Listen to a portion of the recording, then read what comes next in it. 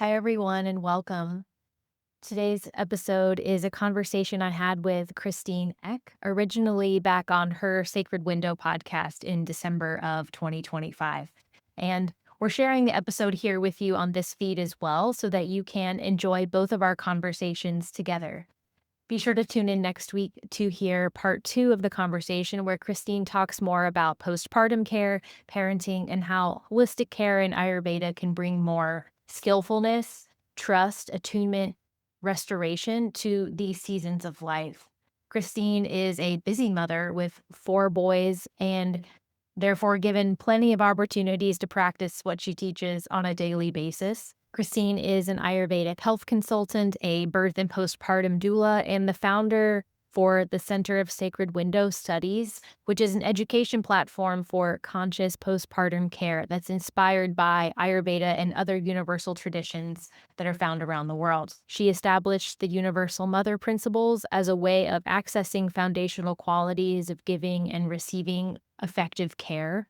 And her Center for Sacred Window Studies certifies postpartum caregivers from around the world in both online and in person training programs. Christine runs the Sacred Window podcast, where you can hear this conversation as well, and a blog, along with also hosting monthly educational events that help build awareness and create educational opportunities for people to both work with new families, support new families, or walk through the journey of being a new family yourself. Christine is featured on many podcasts and publications, including USA Today, Orgasmic Birth, and Birthing from Within. And I absolutely loved our conversations together. I hope that you do as well. If you enjoy the episode, be sure to share it with those who would also benefit from it. And you can learn more about my work, Christine's work, and all the things we discussed in the show notes below. So make sure you check those out and tune in next week for part two. Thank you all for listening and enjoy the episode. Welcome to the Sacred Window podcast. It is a very great pleasure for me to enter into this conversation today. My guest is Grace Allerdice. Grace and I are going to be exploring what it means to leave the old us behind and become someone new that we're being invited to become, that we're invited to expand into. And whether this is in the postpartum window, whether this is at a life crux where we're willing or not changing, and we have an opportunity here to really harness some incredible empowerment from that, or feel the weight pressing down on us into a place of potential despair. And I'm just so grateful to Grace. Grace is a spiritual writer, a teacher. She's a healer and facilitator. She has a background in mystical and magical studies and embodiment practices that range from art making and performance, yoga.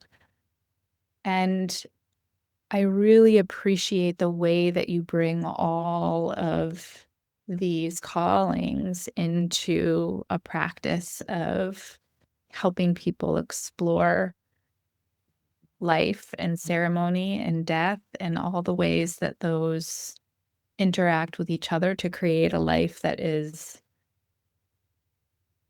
I don't know, it's almost a lack of a word, but it feels like a ringing. There's resonance, I can feel it in my body when I'm talking about it. But what you're doing is really powerful. And I think we have the opportunity to grow into a magnificent version of ourselves, or maybe cower behind a limited version of ourselves that we are afraid we're stuck inside. So thank you for being here. Thank you for having me. I'm happy to be here. I'd love to just begin with, I think I am an artist in a lot of ways as well. And we have the privilege as people who are involved in that type of community and practice to go to some exploratory places. Whereas other types of I'm thinking of, like, my theater background and my music background, and, like, we get to do weird and crazy things, whereas, like, my children who are super sporty, like, they don't get to play and, like, experiment in those ways, and how did, like, your background of that lead you to do the work that you do today? I think realizing the through line from some of those things, those like early initial, almost like primal desires, which for me was like I just wanted to dance and I wanted to perform and I loved music and I loved being on stage, and realizing the through line of all of those into where I am now has been such a gift that I think, I'm 40 now. And so I think it takes 40 years to start to begin to see that through line, which is such a profound gift. And I think something that I think it's really brought me is it's brought me close to movement in my body, and it's taught me how to listen to the moment in a very embodied way. That is also the same skill set for ceremony and ritual, and even providing care during these portals of life or these sensitive moments. It teaches you how to go into a situation that is, even if you've rehearsed it a million times, whether you're doing a ballet or whether you're doing a performance art piece with a very loose score, you don't know what will happen. And the confidence, the trust, and the skill of listening to the moment and following what is and improvising, being able to respond in a way that's like highly creative and attuned and sometimes wrong, right? Sometimes not the best choice, but being able to bounce from that and play with it and approach the moment from this place of play and experimentation is a really it's gifted me so much, and it's become so natural from all of those years of being in those worlds with those skill sets that I often assume it in other people, and it's taken a long time for me to realize, "Oh, this is something that I learned how to do from a very young age," and all of the ways that's gifted my life and helped me be with others and be with life in a myriad of situations is a really massive gift from all of those years of solely seeking and experimenting in performance and dance and theater and all of those things. Do you agree with your background in theater? Some of the similar. There's something about being on stage. There's something about performance and being in these like time based capsules that, in a lot of ways, mirror the story of life that they can be great training grounds because I think also they're not competitive necessarily. I guess they can be, but I didn't experience them that way. And I was speaking to my husband about this recently is that we're so oriented towards like sports where someone wins and someone loses. But if you're in a theater, you're just telling a story. Nobody wins, nobody loses. You're just participating in the story. And whether I was working behind stage or on stage, like I just loved, I still love all of it. And I'm really grateful for all of the ways that really forged me in some ways that were extremely difficult and challenging, but that are really contributed a lot to who I am. I love this so much, and I don't think that I thought about what I was actually receiving from all those experiences doing that. And something you said, like the ability to fully be in the moment, because when you're performing, when you're tapped into the piece, whatever it is that we're doing, we're not thinking about anything else except for fully embodying that role or that moment. And that's the zone. That's the goal. Sometimes we might be fearful of audience or something like that, but the goal is to fully be embodied in that zone. And you're right, that is such good training ground for absolutely anything that we're doing in life, because how much of our time are we spending looking forward? I literally just was talking about this with a friend and colleague today about the practice of like laying down those sort of future visions or expectations we have of ourselves and laying down the feelings of failure or not enough from what has happened behind us and really sinking and surrendering into this very moment and getting curious and playful about like how deeply can I experience the qualities of this moment? How much can I understand about everything that's happening in this moment and how beautiful could it possibly be? And that is like everything. That's like the ultimate goal, but it's not something that we can often easily do. Like it takes so much intention. But why the heck not? Like, why don't we like we actually can. And that's what I'm curious about is like when there's those places of we're lost and everywhere but where we want to be. Yeah, it's fascinating.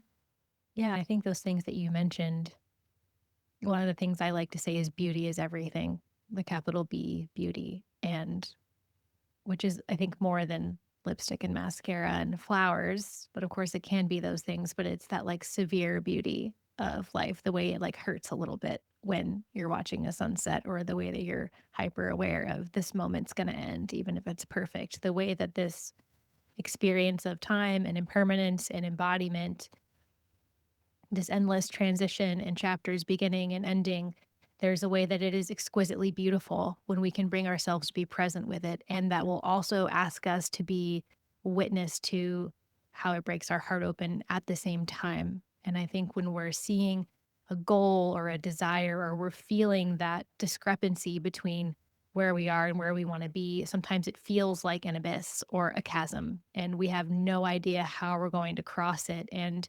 everything in our culture tells us to just work really hard, build the bridge across the chasm as fast as you can. But I think when we get into those deep, profound shifts of who we are and purpose, that are a lot of times when we feel like we're sitting at the bottom of the pit of failure and feeling humiliated and ashamed and like, I can't believe I did that. There, in my experience, both in my own life and with other people, it's not about building the bridge to get out of it. It's about surrendering to that moment, like something behind the fear or the pain or what you think this story says about you is trying to give you a gift. There's something that you can only become your way out of this. It's not anything you can achieve your way out of this. And a lot of it is consistently returning to, this is making me cry a little bit, so maybe it's for y'all's audience, but returning to that innocence of what made you go for it in the first place. Everything that's feeding your wanting to take the next step, you're wanting to fully realize who you are and fully soak up all of the juice in the feast of life and touch everything and feel the beauty. Like there's an innocence about that, even when you fail, or perhaps especially when you fail. And I think when we really, it feels contradictory, but when we really are able to sink into the full dark of those moments, there's a really powerful becoming that can happen there, similar to how a baby happens in the womb in the dark. And you have to really just surrender to the intelligence of that process that knows how to make something new. That's with you, I think, in particularly, or in that severe beauty sort of way in those moments. There's so much there. See, you like went so many places that are just like, let's just take a second. Wow. Yeah. I'm picturing like being at the bottom of that chasm and like the only thing to do is to surrender and to trust that we're there to understand something really big. And when we are at that bottom place, there's really only one place to go. And if we just allow us to release the pressure of needing to climb our way out, like we will be lifted out because there's this. I think what I can see in moments where I am not facing sort of the reckoning, which this is what we're here to talk about. Like, this is something that every one of us is going to have to navigate in life multiple times. Like, we face this reckoning. This is part of the human experience. And so I not being in that place of acute reckoning, like I can look at it and I can see it as the essence of who we are is this innocence, this beautiful, pure innocence that is curious, that is in balance, that is just naturally aligned with who we know ourselves to be, who we are in source universe, whatever we want to use for words, like we are balanced. And so being able to surrender into the trust that quality is always there. I think about what you're mentioning of that exquisite beauty it's vulnerable. That is vulnerable. I think about, I know I've said this before in many places, but when I was pregnant for the second time, I was attending my prenatal visits were at this beautiful a center office. My midwives had an office in this place, and the bathroom was like beautifully painted by this artist. And she had all these poems and like sayings like all over the walls. And one of them was like, becoming a parent is deciding to walk through life with your heart on the outside of your body. And every single time I went there, I would be in the vat and I'd be like looking at that, like you're facing that incredible weight of delicate, just vulnerability. And yet we're deciding to do that because to do that gives us the potential for who even knows? Like, we don't even know the reaches of where we can go when we allow ourselves to move into that exquisite beauty. And yet, when we're, for example, moving into the postpartum window and maybe we're 2 to 3 weeks in and we haven't slept and we don't recognize ourselves because we're so depleted sometimes if we're not given the care and support that we wish we would have had. And even if we do have that care and loving support, we still are tasked with so much more than we really feel we have. And there's expectations that we hold sometimes on ourselves of what we will be able to do or what our parenting will look like or what our bonding process is going to look like or what our partner and I are going to be able to do together and how we're going to show up for each other. And sometimes what we actually experience is this very different path.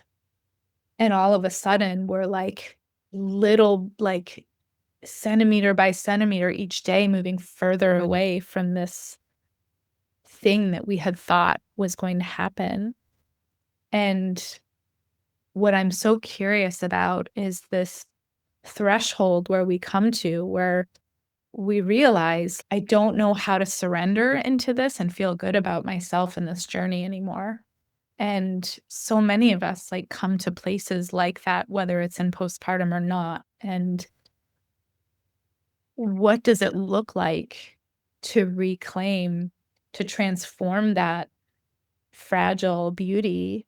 Because it really is beautiful when we can look back on it and we see that like unfolding. I know there's so much it's been said, the caterpillar with the goo and turning into the butterfly like it's the goo. But what is it that really allows us to harness that autonomy that says, I decide not I am just being dragged along into circumstance, like, I decide that I'm becoming this, and how does that transformation happen? Couple of things I think are coming to mind as you say that are, I think, orienting to the primary song that's getting sung underneath these rhythms is death and resurrection. And so if it feels like death, it's because it is. If it feels hard, it's because it is. If it feels like you're dying, you're not doing it wrong. I think it's, I remember hearing Clarissa Pinkola Estes talk about this is how we learn to resurrect you by doing it. And you don't learn to resurrect by just halfway dying.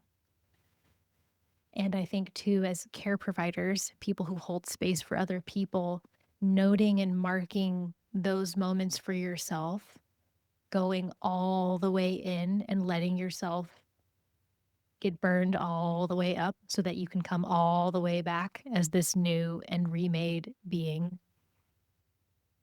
is such one of the most powerful things you can do as a care provider, because when you witness other people in that space, you have an acute embodied awareness of the secret that they can get from this, and that will change how you hold space for them, as opposed to someone who is primarily scared or uncomfortable on behalf of someone else. What does it look like to care for someone knowing that they're in this massively severe, beautiful portal of transformation and there's a gift in here for them and they need support being in that moment rather than needing to be rescued or told that it should be something else? And I think those in particular are such important things to remember. And I think too, there's something like when we're in the goo, like what we're getting access to as we get unmade and remade as something else is more of ourself. The reason it feels like we're used to when we're fully able, when everything's going, when we're comfortable, or we're like, I know I am today, and I got my brownie points at work and school or whatever the thing is, we're able to rest comfortably in like our efforting, and in those moments, our efforting isn't enough. Either we don't have any or whatever effort energy we have isn't enough. So there's a deeper, more true layer and level of self and collaboration of life that's being asked of you that has nothing to do with your effort. And that's, I think, one reason why it's so profoundly uncomfortable, but it is the process of you getting access to something more true about yourself, that once you have reclaimed that, no one can take that away from you. You have it forever. It's become who you are. And so, what's the way that we can care for people and be caring and compassionate towards ourselves in these moments that fosters the process and doesn't rob them of the process? Because I think something too, it's what is it like, animals coming out of the egg, or the butterfly coming out, the effort, the way that they've never had wings before. And I've got to figure out how to get out of all this goo so I can fly away. If you open the goo for them, they will die instantly because they don't know how to fly. They don't have the strength. So the process of getting out of the goo and learning to be like, I have wings now, that must be allowed. Like they have to be able to do it. And so what then is our role or our positioning in holding space for people and caring for them? And you said something really beautiful, like you keep orienting to the word understanding. And I think when we orient to just how fragile and frail and vulnerable all of life is in every moment, and we feel acutely aware of that in these moments of having a baby or when someone gets really sick, these lives where our normal is disrupted, we feel the sharpness of how frail and fragile everything is. And that can open us to understanding. Look at how human we all are. Look at how much I take for granted. Look at how I just walk around acting like all of this is normal and it could disappear like that. And doesn't that understanding open us to what is beautiful? They are, I think, intricately woven together. Yeah, it's that scope of recognizing that we're part of something much, much more universal than the isolated place where we feel detached from that. And that is a very lonely place to be. There's something that's like such a beautiful balance of showing up and care for someone where we're recognizing that, yeah, it's not our place to fix or rescue or guide the healing journey. It's our opportunity to really witness and encourage the person to be the guide, and we're walking with them rather than walking for them. And that can be really hard as people who want to be eh, we want to be of service in the most beautiful way that we can. And I'm curious about that line of the integrity of the person's process is more important in letting providing support without directing anything is just a more compassionate and appropriate way to move forward. Yeah, I think it goes back to what we just spoke about at the beginning. It's what is this moment? What is this moment asking of me? What is this moment asking of this person? What is mine to do and see and share? What's in service to them in the moment? What's not? It's a profound listening that I think care providers and space holders have to do, because you're not just listening to the person, you're also listening over their head. Like, what's their soul saying they need right now? Or what's the moment saying it needs right now, which may or may not be what's on the checklist or what's called for in sort of like a rule book or something. And it's good to know all of those things and learn all of those things. But yeah, there's a way that, like, sometimes we're called to step into a situation and really be the candle bearer in the dark and say, follow me, it's this way. And other times we're just supposed to stand behind them and let them know that someone's got their back while they are in. There's just so many different ways to respond. And they're all, again, they're all innocent. They're all coming from this place of innocence and attempting to be from understanding. But I think you're really speaking to, yeah, it's an extra sensory skill, I think, that it comes with that kind of work, especially in these big portal moments of life. That sometimes it is a more confrontational role. Sometimes it's more of an invisible role. It depends. That's, I think, the beauty of an approach like yours that is like more, it's very holistic, right? Which means sometimes the answer is often it depends, right? It depends on this or that. And that is that really exquisite presence that I think those moments really ask for. It to me, it feels like that's where we're really tapping into the art of life, the art of living, where it is not Lego blocks that are fixed and go together one way. It's and it's so affirming because I think it allows us to show up with all the authenticity that we have and not try to become or mold ourselves into anything but what is actually here in this very moment.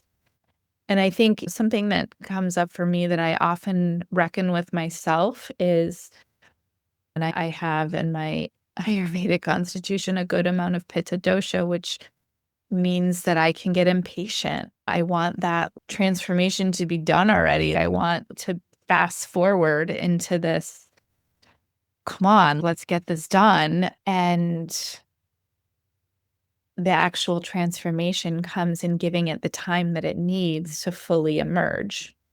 The transformation isn't complete if I'm rushing to the end. It has to be the deliberate journey that it needs to be, and that can be really hard. I'm sure. Yeah, and I think, I was thinking too, like we've been talking about care providers, and I think too, you have baby number 1 and baby number 2, it's likely that those were extremely different experiences. And to say number 2 wasn't what it should have been because it wasn't like the way people showed up for you was different, the things that you needed was different, like they were, and that it's this ever evolving, that change is the only constant, change is the only thing that we know, and I think it's something that our soul is primarily interested in. And I think what you said is very common, right? It's when things are uncomfortable and we don't know who we are, that sucks, right? Like, it's not super fun, and we want it to be over as quickly as possible, and often what I find is, like, we have authentic impatience, right? We're like, "How long am I gonna have to be here?" And I think that's also part of the human experience, right? These old, sort of archaic mythological tales are always like, "How many years am I in the wilderness? Does anyone know that I'm here?" That's a way that we feel being alive, and even if everything's going great in life, sometimes we have these long spans of time where we're like, "Is anyone listening?" And that's a way that we feel. And I think there's a way too that it's because we're so used to using these external metrics of telling us how good we're doing and relying on those for reinforcing who we think we are. When those go away, we can develop a strong resistance to what's actually happening and the undoing of those metrics. And then when we have resistance, rather than our authentic impatience and we're just being with our impatience. It's okay. What's in the resistance? What am I actually afraid of here? What am I actually looking away from? What am I refusing to look at? And that's really, while uncomfortable, that's frequently where the gold nugget is in there. I'd love to hear a little bit about your story because I know from what I know about you that you've walked that road of where you were walking in a road that was pretty inspired by the people who raised you and what society told you was important for you to be doing. And there was like a time where you were like, actually, no. Talk about like that realigning with who you were becoming. I'm like, which one? Like, for one you want to talk about. Which I think also is good to bring to the forefront in the beginning is it's not a one and done thing. We're like, oh, I did it once and now I realign. It's an ever evolving thing. Yeah. But I think the first 23 something years of my life, had blinders on. I was solely focused on becoming a professional full-time dancer. It's all that I wanted. It's what I'd spent all of my time, money, energy, interest working on and working towards. And usually in those kinds of high performance environments, we're often sold this romantic deal where a lot of people are telling you, like, if you just want it bad enough, you'll get it. If you just work hard enough, it will happen for you, which is great for a movie, but it's not actually how life works. Like, we don't always get what we want, and you can work hard enough and still not get it. So, those are just true things that are good to orient to. But I was young. And then it also, for me, sandwiched into, I was raised very fundamental, kind of dogmatic Christianity. It was very evangelical. There were ways on the outside it looked very progressive, but on the inside it was still the same thing. And a lot of the similar foundations there are these are the things that you do to be good to get what you want. And so it solidified this identity for me about how the world worked that was solely built around that. Just work hard enough, just go fast enough, just want it enough, be very good, do all the things you're supposed to do, and everything will work out the way that your desires want to. And I learned pretty hard that on the outside that didn't work. I put everything I had into it. I didn't get a full-time company job, and I did feel like I was dying. I had no idea who I was. I didn't know how to do anything else. And it was a profound, like almost multi-year long process of letting my paradigm and the way that I thought about the world absolutely shatter and fall to pieces and be angry and being messy and grieve and all of these things and have to slowly brick by brick get reacquainted with what's the wider and wilder version of this story. And if I'm going to write this story, like, what do I think is beautiful? What do I think is true? And how do I know that? Which is a much more dangerous or vulnerable or courageous question to ask. And that kind of loop has happened many times over and over again. I closed a business, I filed bankruptcy, like all the ways that you can just have your face like swiped across the floor and just feel humiliated and ashamed. And wow, that could not have gone any worse. And I'm able to look back in hindsight now and feel so grateful for all of those experiences because I'm not bound by them. I'm not afraid of them. It's if you go to hell and back, you're like, hell wasn't, I guess I can get through hell. That's nice. and you're not afraid by it anymore. And then I feel like there's less in the way of me relating to life. I don't have that big resistance. Oh, if I do that, well, as long as I don't fail in front of people, or as long as people don't misunderstand me, or as long as people don't think I'm a bad person, or as long as I don't lose all my money and everybody else's money, that's not there anymore. It's just what's true. What am I here to do? The end. And it's really gifted me a perspective of those experiences that is very freeing and has freed up how I relate to life in such a profound way that it's just about what is mine to do right now and follow that. And we don't know what will happen, and I don't need to know. And yeah, it's a way of being bound only by that presence that I'm very grateful for. Yeah. It's so beautiful. I really relate to that. There's something about having been through something just unimaginable. Like you never would have wanted any of X, Y, or Z. But without having gone through that, we're not who we are. And we can't speak to what has come out of that and the ways that we've transformed. And there there's such value of growing through doing hard things and looking at them and realizing that they're not as scary or as life disrupting as we thought that they were going to be in a way. It's an opportunity for me personally going through those spaces of my marriage, like being on the precipice or having my dreams, lofty dreams, like really reckoning with that's not going to happen and trying to find out what else is here, what else is Mm. here. And actually, what's there is limitless and vast. Yeah, it's true. And it's been interesting to see, like, now when I'm with people in those spaces, I'm like, "Oh, you're where the good stuff is." I know you don't see that and you don't feel that right now, and that's fine. I don't need you to. But, like, it's interesting from a space holder care provider perspective to be like, "This is where the gold is." And to bring that sort of awareness of the treasure chest to that moment can be really profound for people. And because a lot of what we're meeting at the end of those is fear, and we have to look at it. It's this, like I was talking about the resistance earlier. We just want to look away and we want to look away, but it's like you're not going to go through it all the way unless you look at the thing that you're afraid might be true about you. If I'm, for me, when like I had a business that closed and I'm filing bankruptcy and everyone's upset with me and blah, blah, blah. And I had, again, yet more and more layers of not wanting people to be upset with me, needing to do everything right, making sure I follow through on my word. And it's if actually all of those are also not what my identity is built around, who then am I? What's even more true? Or if it's someone's marriage or, yeah, the degree, the job that you get fired from, whatever, it's then you being gifted from life the endless alchemical invitation to get to what is more and more true. And our ego doesn't always love that, right?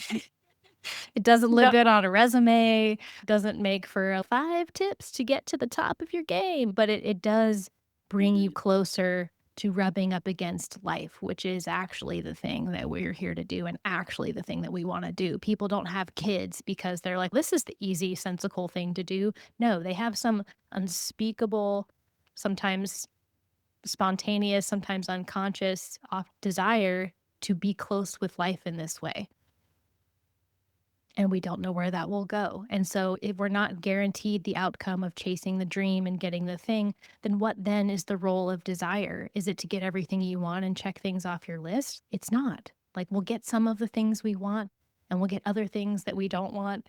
And it'll be an amazing, beautiful, strange cauldron of our life. But what then is the role of desire? I think it's just to feel is to turn us and burn us more alive. And then if you're burning alive, like, you're doing it. Like, you're doing it. This is the human thing. When you were in that place of transformation that was so uncomfortable, and I think oftentimes when we are in that place, we're not like necessarily on purpose, like doing something to help us stay in it and with it and see it through. We're just like kind of survival mode. But like when I look back, I can see that like I was like subconsciously like doing things to help me navigate it. What were those things for you? What did you discover that you knew how to do? The 3 things I talk about the most are quiet, beauty, and devotion.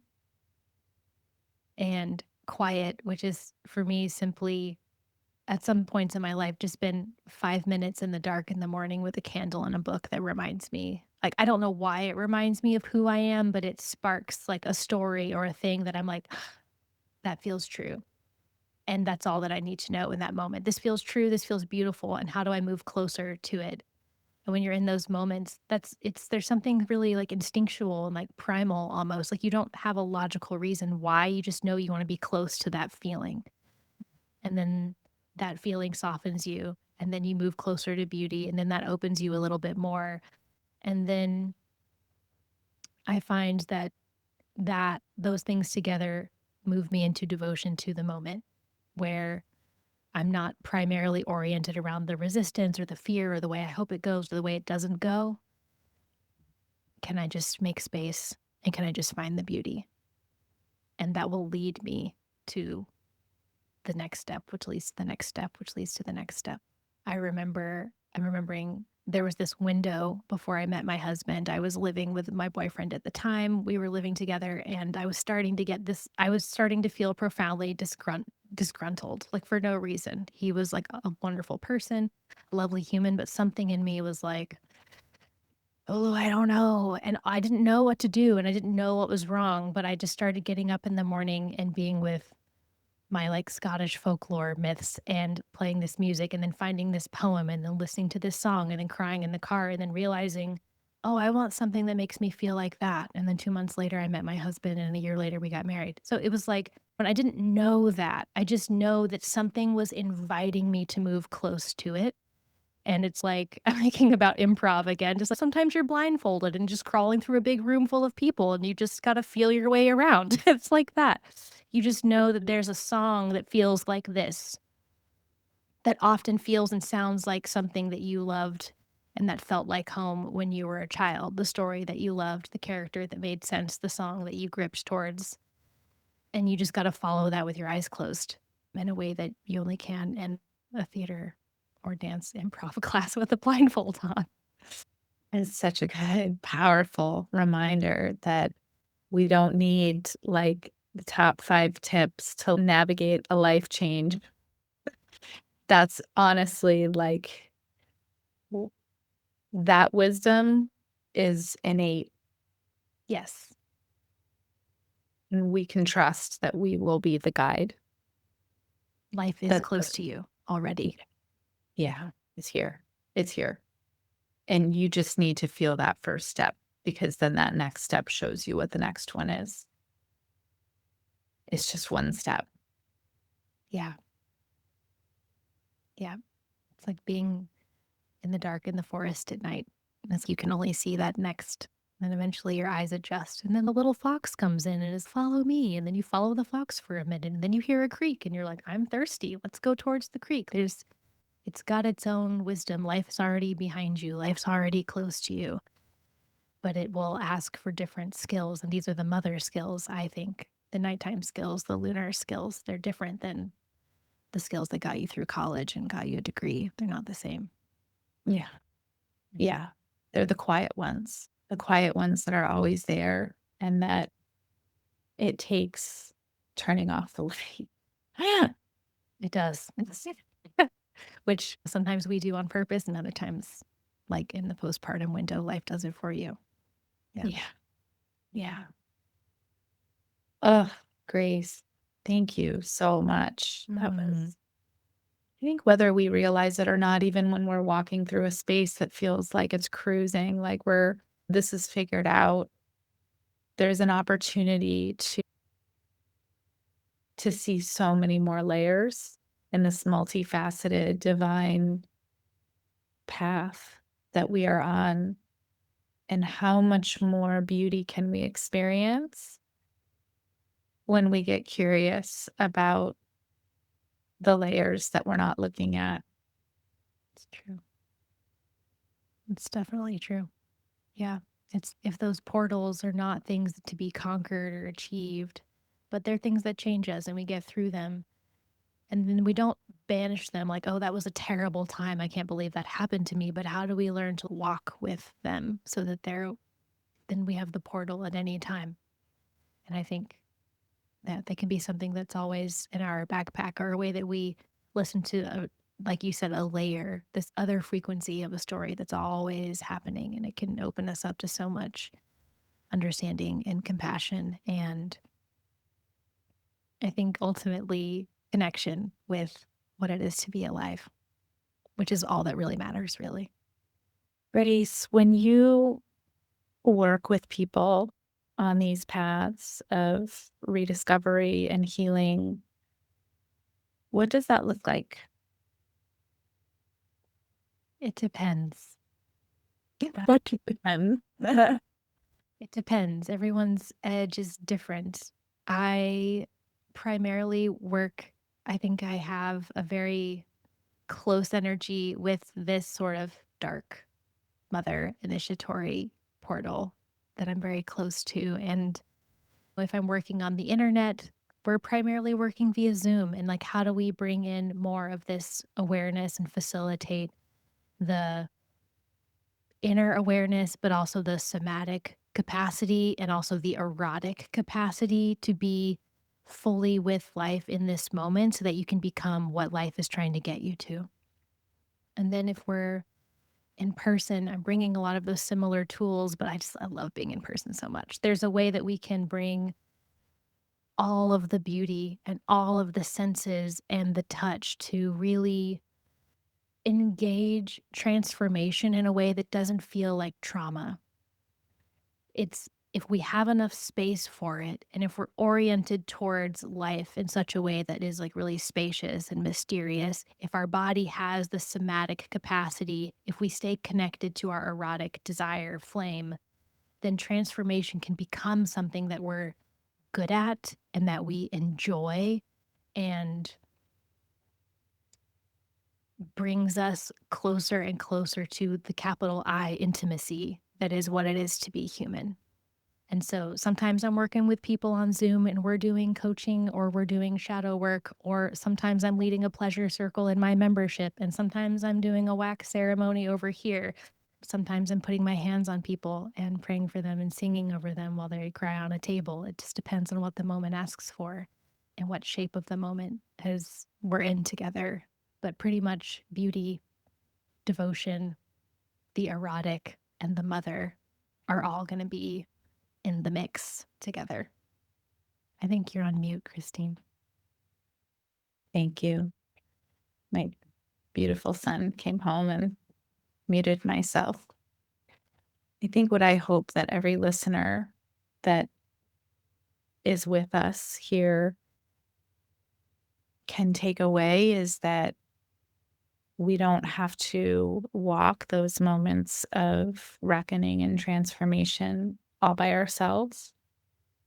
Yes, we have to walk it like it's something we have to do, but we don't have to do it without resource. We don't have to do it all by ourselves. We don't have to do it in a way that is painful through and through. Like, it can be hard and it can also be supported. And so to know that these very real moments of emergence into a new version that may feel invited or may feel forced we can find the innocence and the curiosity and the beauty within that. And that's what you're doing. And I'm really grateful to have met you. And I'm really grateful that others can discover more that this in you exist. Now you're muted, Grace. Of course. Thank you for that. It's been a real gift to be in conversation with you and to be standing on opposite sides of the table, so to speak, and seeing the same hologram and pointing to it in a different way. It's been a real gift. So thank you for having me. You're welcome. We did say that Mercury retrograde, it's like it's going to happen. The tech is going to happen in a large way or a small way. And it's just one of those inevitabilities in life, just like change. Yep. It's not bad. It's just different. It just is. Thank you, Grace. Thank you so Thank you. much for being here. It's a gift. For those Thank of you you so much. listening, please have a look at the show notes and we'll make sure that you all know how to access the support that Grace offers and learn more about how these moments that are going to happen can happen in a way that bring us closer to our authentic true selves.